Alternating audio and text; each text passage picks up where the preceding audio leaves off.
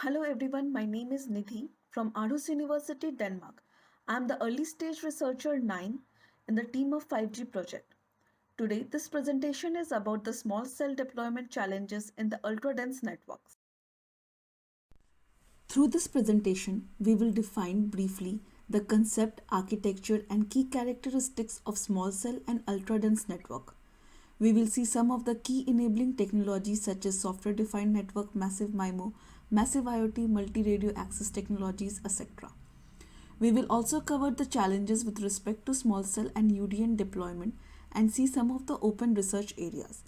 And finally, we will conclude the presentation with a brief description of the involved future work. We have noticed an exponential growth in the demand for ubiquitous connectivity. This demand has forced the industries from various sectors like education, transportation, entertainment, healthcare, retail, etc. to undergo transformational changes. Lots of re-engineering is required to accommodate more devices, to incorporate efficient management of the available resources, and to deliver the performance in terms of coverage and capacity. From the upcoming 5G and beyond technologies, it is expected to meet these demands with a much faster data rate, more reliability, and a minimum of delay. 5G and beyond intends to provide a one-stop network solution to all market segments. The standardization bodies and communities have categorized the 5G use cases and applications in following three segments. The first is enhanced mobile broadband. It describes the category of bandwidth-hungry applications such as high-definition telepresence, telemedicine, remote surgery, etc. It covers technologies like carrier aggregation, MIMO, multi-RAT, and many more. The second is massive machine type communication. It describes the fast growing, high volume, dense IoT nodes and applications. Smart metering, smart buildings, smart cities, asset tracking, etc. are some of those applications. These are mainly the applications that require low power, low cost, and low complexities. And the third one is ultra reliable and low latency communications. It basically describes the mission critical services and applications such as autonomous vehicles, healthcare, and industrial automation. These applications strikes for low latency, string security, and ultra reliability.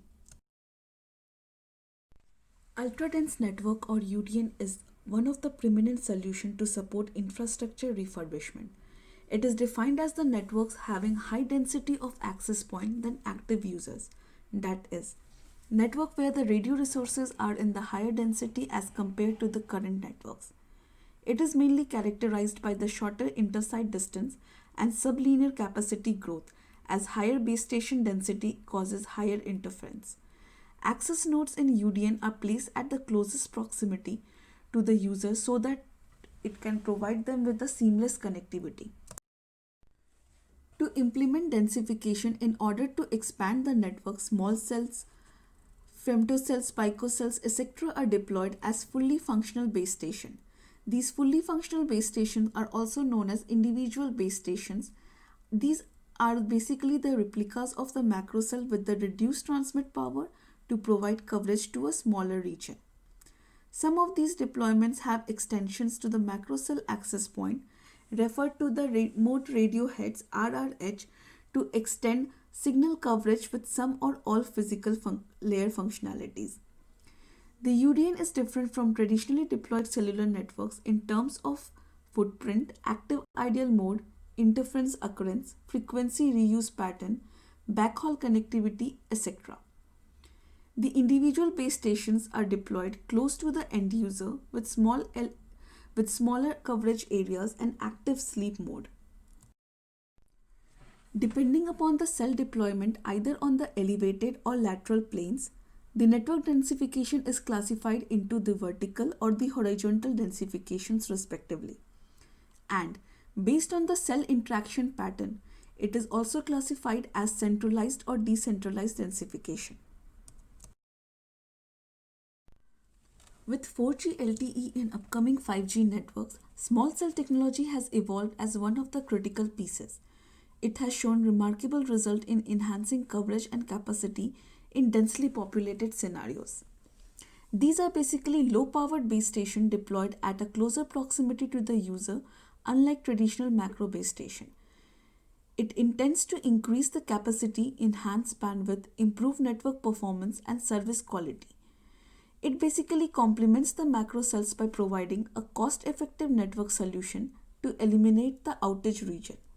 It is predicted that the number of small cell deployment will grow exponentially in the coming years. A small cell can be deployed indoor as well as outdoors.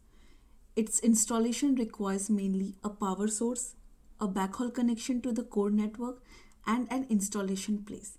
It consists of a small radio equipment and antennas which can be mounted on existing infrastructure such as street lights, the sides of the building, or poles. Small cell deployment can broadly categorized as the following four types. First, passive distributed antenna system. These are mainly inside the large buildings and take feeds from the macro cell. It distributes the feed over the fiber throughout the building or outside space. It has a dedicated radio base station connected to the distributed antenna system and offloads the traffic from the macro network. The second is the active distributed antenna system. These are deployed in the large campus areas, malls, or airports. It has optical repeater which converts electrical signals to and from the optical signal for the wider reach. The third is concealed integrated metro cells. These are the most easiest for installation, flexible and scalable solution as these are deployed over the existing street lights and poles. The fourth is the multi-beam antenna and sector splitting. It uses twin beam or multi-beam antennas and splits a sector into two. It enhances the capacity using the single antenna system. Carrier aggregation is one of the key technologies for 5G as it enhances network and data capacity and results in higher speeds. In general, carrier aggregation combines two or more carriers into one data channel to enhance the data capacity. It provides opportunities to enhance overall spectral efficiency. It is possible to combine carriers from same or different frequency band.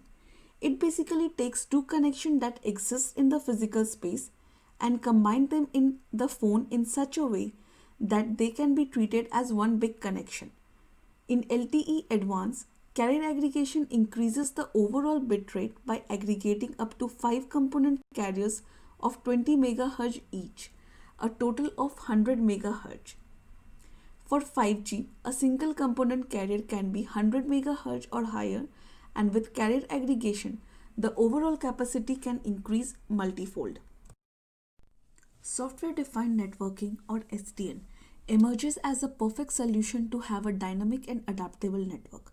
Basically, the network control functions are decoupled from the packet forwarding functions. One more interesting aspect of SDN is the vendor neutrality. The specifications of SDN is open and standard-based. SDN is basically redefining the network architecture to support the requirements of the forthcoming ecosystem. 5G SDN will play a crucial role in the design of 5G wireless network. In particular, 5G SDN will prove an intelligent architecture for network programmability as well as the creation of multiple network hierarchies. The SDN architecture can significantly improve the performance of dense networks and can make it possible to overcome the limitations of the UDNs. Multi-radio access technologies indicates the coordinated existence of different radio access technologies to enhance the quality of service.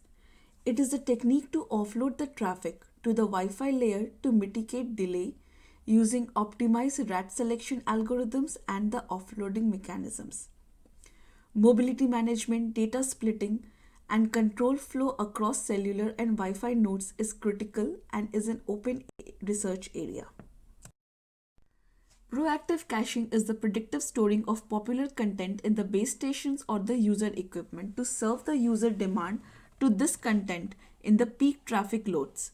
The storing of such content occurs in the off-peak periods to elevate the load on the wireless and backhaul resources. Advances in context awareness, social network, storage, Secure communications and D2D communications have a great influence on the potential gain of content caching and the efficient use of the resources in general. The design of caching schemes to be implemented in dense network requires the understanding of spatial and social structure of such networks. The underutilized spectrum in the millimeter band, which is 3 to 300 GHz band, stems as a potential candidate for 5G and beyond networks. To avoid the consequences of spectrum crunch, millimeter waves have different propagation characteristics than the traditional cellular network. It suffers a very high penetration loss and is sensitive to blockage effect in the lower spectrum. Some of the advantages of millimeter wave includes a high antenna gain, reduced intercell interference, improved network performance, and many more. However, the backhauling of the dense millimeter wave network is costly due to large number of base stations. It is suggested that some of the millimeter wave base stations can connect to the backhaul via other base stations. The deployment of the large number of antennas in the base station is referred as massive MIMO. In UDN, massive MIMO emerges as a wireless backhauling alternative. Small cells can connect to a macro cell to transmit the traffic back to the network via wireless backhauls. The most prominent challenge in massive MIMO is the channel knowledge. The feasibility of a perfect channel knowledge in large antenna grid is questionable. The deployment of massive MIMO allows the use of inexpensive hardware component in the base stations and mobile equipment. However, the energy efficiency of massive MIMO systems and the throughput scaling makes them a potential competitor to the small cell networks. For mobile operators, spectrum is the key asset and its availability decides coverage. As the requirements are defined, 5G design has to support a wide range of spectrum from 400 MHz to 90 GHz, irrespective of the spectrum band, that is licensed, unlicensed, or shared spectrum band. Under millimeter wave, the operating frequency is 20 to 30 GHz and a data rate of 5 Gbps. It is estimated that higher frequencies will bring more spectrum. The increased spectrum allows the user to have an enhanced data rate of approx 10 Gbps. But dealing with the higher frequency is very critical because of the shorter propagation distances. Path loss is imminent in high frequency, therefore it is important to design adequate measurement devices and feasible modeling schemes. Densification of wireless network has many limitations such as bottlenecked backhaul, the drastic interference, increasing signaling overhead due to mobility, high operational costs due to energy consumption, and etc. Backhaul network design in UDN environment is major issue because of the coexisting cells. A network backhaul must be planned in order to yield benefits in terms of cost and quality of service.